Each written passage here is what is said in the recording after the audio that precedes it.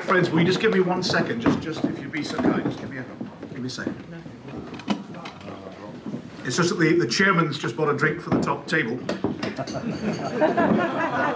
It's my turn for a sip. Friends, may I thank the club for doing me the honour of electing me president. May I thank you all for coming along tonight. But you'll perhaps forgive me if I appear just a mite apprehensive as I stand before you. For one thing, I made one big early error in preparing for tonight. I decided to find out who had gone before me. And it is an astoundingly impressive list. Great writers, distinguished academics, prime ministers, peers. I was the only one I hadn't heard of, which was a bit disconcerting. And I'm only also too keenly aware that there are people in the audience tonight who know considerably, and I mean considerably more, about Sir Walter than I do. I fall decidedly into the amateur category when it comes to the great man, but I am a true admirer for all that, a true admirer. I believe that Scott is quite simply an outstanding writer. He's a narrator, a poet, an observer, but more, he's experimental, adventurous, outstanding use of dialogue and evident empathy for the wonderfully drawn characters in his works. He is a genius, a global genius. Now, these days, as was mentioned, I ply my trade as a broadcast journalist, and it's mostly these days at Holyrood. There I sit in the press gallery, my little pencil poised to take down the words of wisdom. I am here to tell you, friends, the rhetoric, the oratory, it reminds me of Churchill. Churchill at his best. Admittedly, that's Churchill, the nodding dog in the TV insurance advert. But friends, it's a start. And Churchill, of course, was best known as the Liberal MP for the great and noble city of Dundee. I believe he went on to achieve a few other things. But I love his gentle insults, don't you? The gentle insults, describing Attlee as a modest man with so much to be modest about. It's brilliant. For the avoidance of doubt, I didn't cover Churchill's Dundee campaign, nor his sallies with Attlee, but I have absorbed myself in politics for many a long day, but it wasn't always so, dear friends. It was not always so. I wasn't always grounded in the mundane or the prosaic. No, while at university at St Andrews, I committed verse. I did. Lengthy, intense poetry. Thankfully since suppressed, but at the time the urge in me to inflict incomprehensible stanzas upon an innocent world was very strong. Luckily, I had the guidance of a wise woman. Then my girlfriend, now my wife. She suggested ever so gently, as is her way, suggested ever so gently that the market for intense poetry was slim and declining. If I had to write, she said, and you couldn't see why I did, but if I had to write, why did I not consider journalism? So it's her fault. Earlier still at school in Dundee, I was introduced to the works of Sir Walter Scott by one of our English teachers, Bob Fyle, a young, energetic teacher. His passion for the Waverley novels was amazing to witness, and I followed his guidance and frankly have been hooked ever since. Mind you, there were a couple of other teachers who tried to imbue me with their own enthusiasms. It didn't always work. I remember Pop Howitt. He used to stride the classroom in loud tackety boots teaching Latin. And on one occasion he said, "Today we begin the study of Virgil's Aeneid. This is a great day in your young lives. For this great day we will call upon Taylor." And with a customary wicked grin I began, "Arma verumque cano," the arms of the strong dog. Luckily I knew the correct translation. Even more luckily I supplied it very quickly, and more luckily still Pop saw the joke and didn't reach for Lochgelly's most famous product. His occasional won't. But from school days my admiration for Scott and for other Scottish writers grew and has survived to this day. So let's consider that output, if you will. Consider with me two quotations from two great Scottish writers. This one first. "Finding fault with the vagaries of a poet's fancy is much such another business as Xerxes chastising the waves of Hellespont." How about this one? "When we had a king and a chancellor and parliament men of our ain, we could aye people them with stains when they weren't good bairns, but nobody's nails can reach the length of linen." Now, as I'm sure this audience instantly recognises, the first, the elegantly phrased aphorism, the painfully erudite statement, is by Robert Burns, and the second, the passionate, demotic, grounded appeal is delivered by one of Walter Scott's characters in The Heart of Midlothian. And yet, friends, in the common verdict, Burns is seen as the down-to-earth man of the people, as the true Scot, while Sir Walter, if he merits attention at all, tends to be dismissed today as a relic, as a sideshow, as remote from authentic down-home Scotland. Now, this is not remotely my judgment upon Scott, nor, of course, is it, I'm sure, the opinion of anyone here tonight. We are the faithful. But I'm aware that I'm being deliberately simplistic and provocative. It's part of my charm. However, we kid ourselves, friends. We kid ourselves if we do not recognise that there is something slightly ugly in the collective stance adopted by Scotland to our two most renowned writers, the best laid schemes and all that sort of thing. I think both Burns and Scott have been subjected to some extent to false memory, to what Sartre would have called mauvaise foi, bad faith. I think the source of this is the identity, or rather the assumed persona, adopted by many Scots in the past century or so. I'll come to that shortly. But let us never forget that Sir Walter Scott was hugely, enormously popular. At the time of publication, his novels were devoured. They were grabbed fresh from the presses. They were seen themselves as fresh and startling. In terms of popularity and impact, he's been compared to J.K. Rowling, and certainly he deals with the different, if not exclusively with the magical. John Buchan wrote of Scott that he was a master of the eccentric and the uncanny, just because his outlook is so sane and central. He notes that Scott contrives to elevate the romantic and then to puncture it with a grounded voice from the ordinary world. Now, few writers, very few writers, perhaps Dickens, perhaps Balzac, contrive as well as Scott to penetrate all layers of society, to feature the poor as well as the rich and influential, to give voice, vibrant, honest voice, to those with little. Scott does that. Now, I'm well aware of the different political attitudes prevailing among the authors I've mentioned. That's not my concern. I'm simply noting that Scott sought out and spotlighted the concerns and the opinions of Scots out with the richer seams of society, and did so in an understanding, never in a patronising way.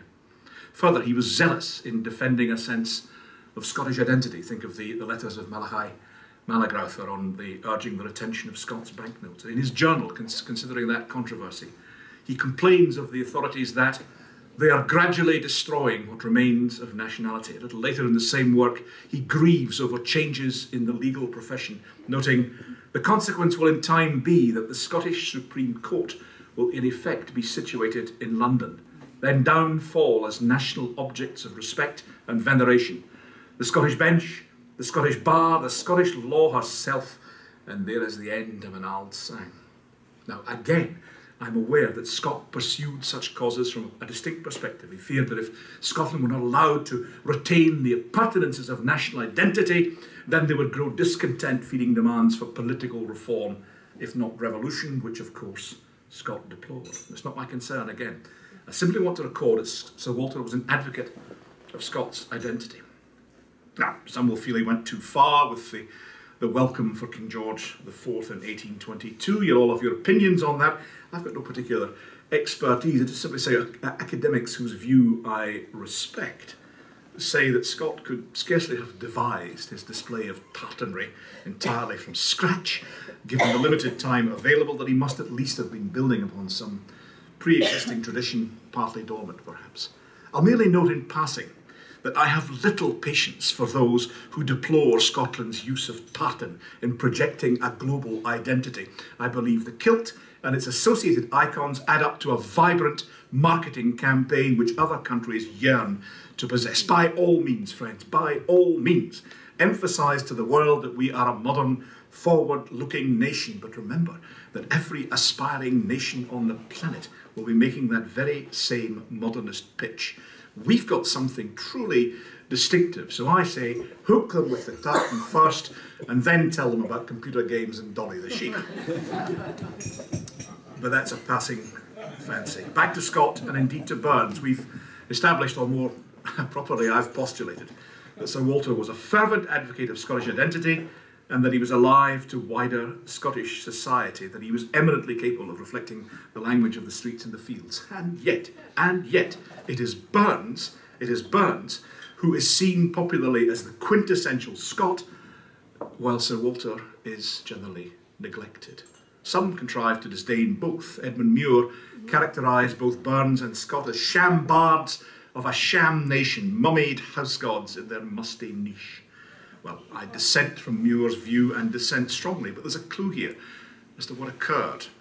The search, particularly in the early 20th century, was for an authentic Scotland liberated from the Kailyard. Muir, in that process, condemned both Burns and Scott. Many more, though, cleaved to Rabbie with his egalitarian patriotic sentiment while shunning Sir Walter as antiquated and bogus. To some extent, that is still true in the intellectual world. An academic I know told me of receiving virulent complaints. The crime? Confessing to a love of both Burns and Scott. Apparently the feeling was that true Scots shouldn't like Scott. Now, I believe that outlook is declining, and about time too.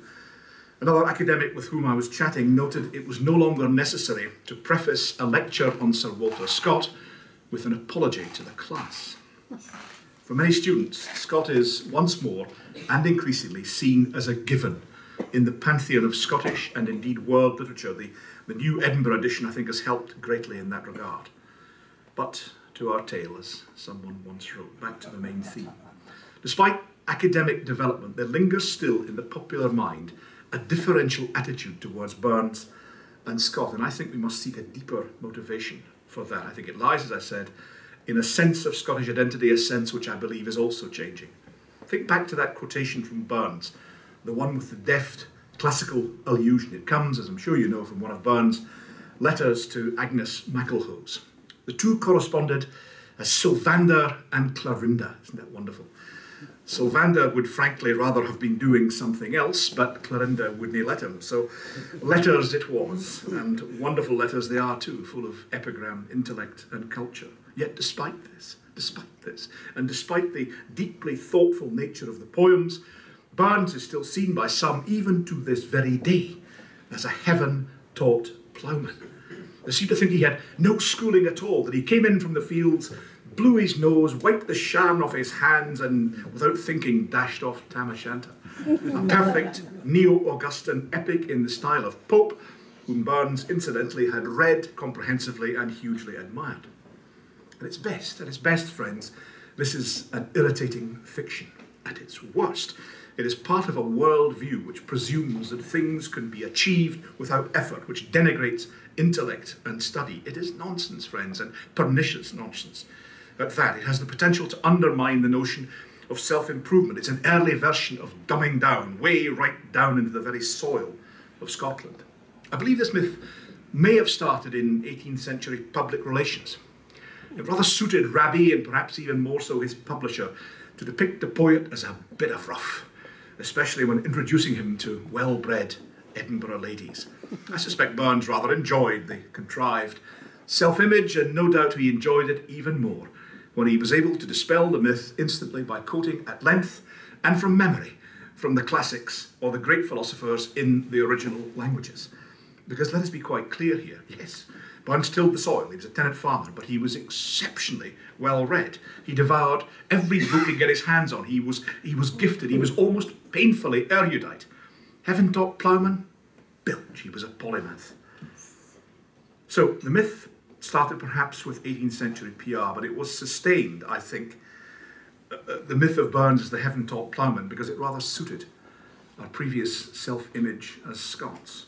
And this same self-image helps, in my view, to explain why Sir Walter Scott has suffered for so many decades neglect in popular perception. Again, I simplify, but for a time, Scotsmen, and it's very much a male failing, Scotsmen like to depict ourselves as rough and tough, as citizens of the soil, of the shipyards, hard living, hard drinking, take us as you find us. Our every attitude spoke of defiance, of aggression even. Look at our national motto, Nemo me impune lacessit, generally rendered as Wha dar meddle wi me. We contrived to develop a national persona which gloried in the assertive, in the blunt, setting aside, to some extent, the cultured and the literate. We had a thoroughly balanced outlook on the world, a chip on both shoulders. Partly, I guess, this was in deliberate counterpoise to our nearest neighbours and dear friends to the south. We like to depict them as effete and ethereal, by contrast with the bluff solidity of the Scots, in much the same way as within England, Northerners tend to caricature the south. Partly, I suspect, we rather liked the self-image of devil-may-care out on the tiles enterprise. As J.M. Barrie noted, there are few more impressive sights in the world than a Scotsman on the make. In similar fashion, the great comic author P.G. Wodehouse, of whom I'm also an enormous fan, commented, "It is never difficult to distinguish between a Scotsman with a grievance and a ray of sunshine." And so steadily was born the myth, for myth it always was, of the rough, down-to-earth Scot, the music hall Caledonian, the pawky, grumpy, parsimonious curmudgeon whose sole focus was upon the mundane matters of this earth, whose eye was blind to culture, whose ear was deaf to literature. The popular misconception of Burns could be made to fit that myth just by dint of some less than subtle caricaturing of the bard. What about poor old Sir Walter? No. His mauvais foi image was the posh Edinburgh advocate, the wealthy landowner, the remote toff. He didn't fit. Never mind that his real persona lay in the assiduous collector of folk tales and songs. Never mind that he was thoroughly grounded in Scottish history and popular culture. Never mind, too, that, as Buchan wrote, few men have been less subject to literary vanity than Walter Scott. These truths were inconvenient, and so they were ignored. Myth and caricature had spoken. Scott was off the menu. But you know, I believe there was always a contradiction in that Scottish character, that Scottish myth. Hugh MacDiarmid called it the Caledonian anti-Zizigi. For past generations, it was almost a statement of defiance to proclaim oneself Scottish. Think of the old toast. Here's Taes, wha's like us, gai few and there are deed. It was, I'm Scottish, you want to make something of it? Being Scottish was a boast, it was a proclamation, it was a broken crossbar at Wembley, it was a scarcely sublimated sense of conflict. Beneath this bragging, in the anti-Zizigi, beneath this bragging, of course, lay the Caledonian cringe, a fear of failure, a sense of inadequacy. Wha's like us? Well, I would want to be. But friends, let me dispel gloom, temporary passing gloom. I'm certain that things have now changed. I believe MacDiarmid's internal contradiction has been resolved. I believe we have become comfortably Scots, more relaxed about our identity. The vast majority of us are simply Scottish, not Dutch or Belgian. We throw ourselves about at a ceilidh, not as a cultural statement of defiance, but just because we enjoy stripping the willow. Instead of formal Highland dress, the garb on display may well be cat boots and a t-shirt with a mildly amusing logo. So what if you don't know the steps? Just join in and don't muck about.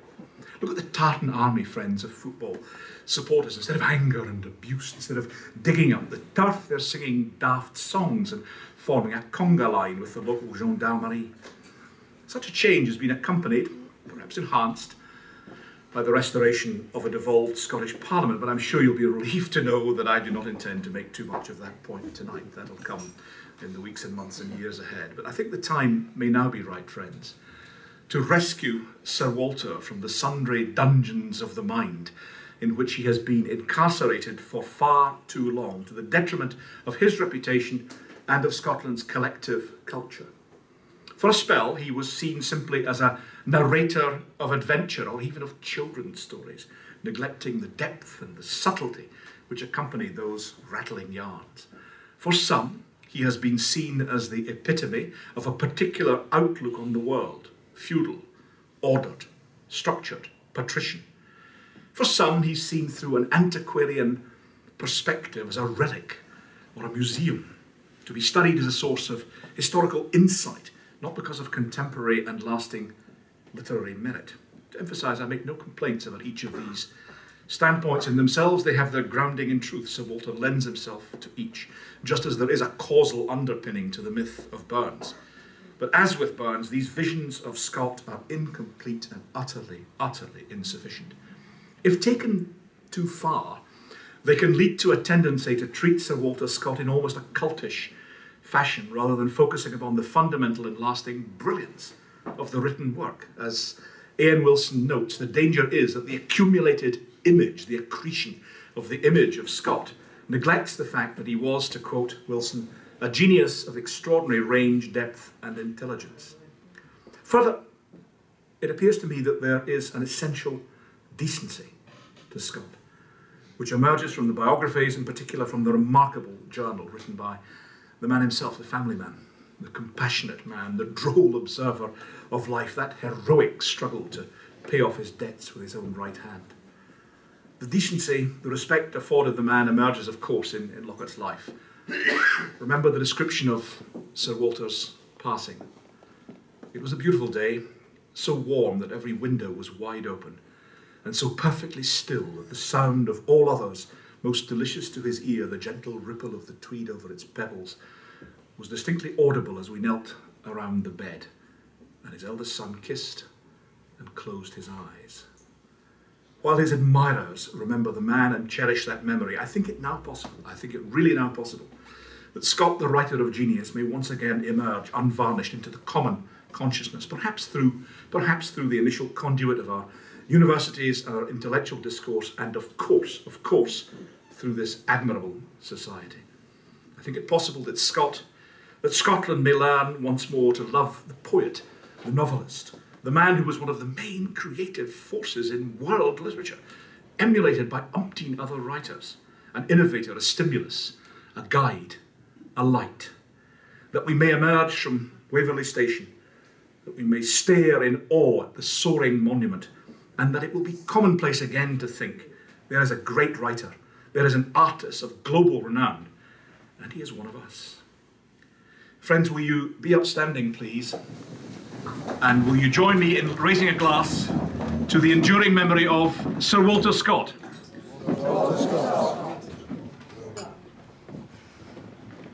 Thank you very much.